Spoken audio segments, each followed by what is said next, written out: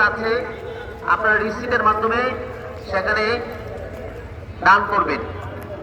এছাড়া বিভিন্ন স্পটে আমাদের ছোট ছোট দান বাক্স রয়েছে, আপনারা সেই দান বাক্সের মাধ্যমে আপনাদের দান দরবারে দিতে পারবেন ইনশাআল্লাহ।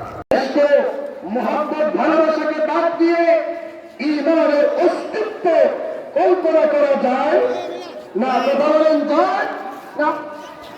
যার হাজিরিন আছে রাসূলুল্লাহর প্রেমই হলো ঈমানের মূল, রাসূলের প্রেমই হলো ধর্ম। সুবহানাল্লাহ। রাসূলের প্রেমই ঈমান, ঈমান হলো রাসূলের প্রেম। আল্লাহু আকবার।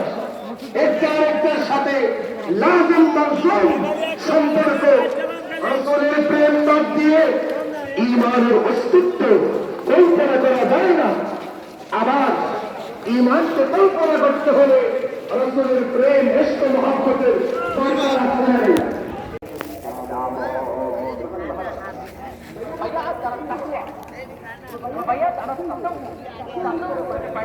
চলেন।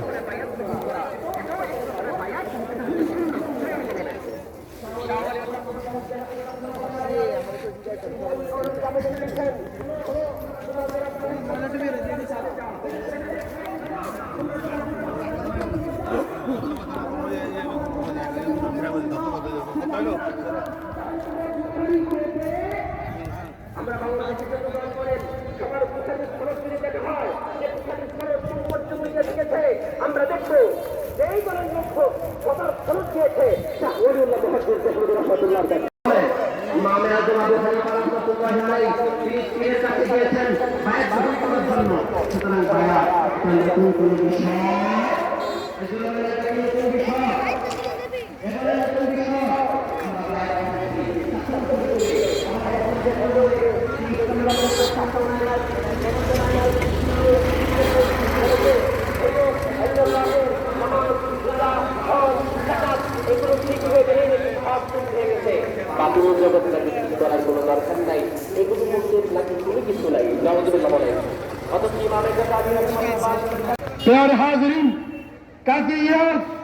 তার আশিফা বিতারিফে হুকুকুল মুস্তাফা শিফা শরীফের মাঝে হাদিস এনেছেন, জিলদে সানি পৃষ্ঠা নম্বর 567।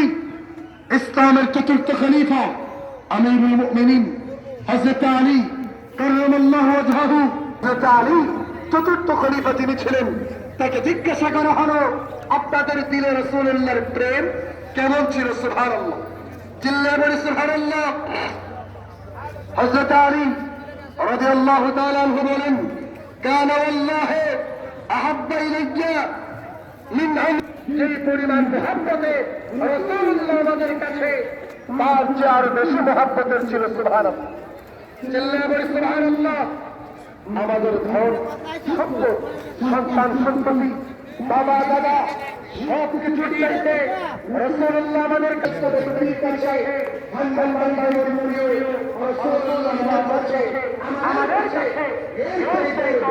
প্রিয় ছিল। সুবহানাল্লাহ।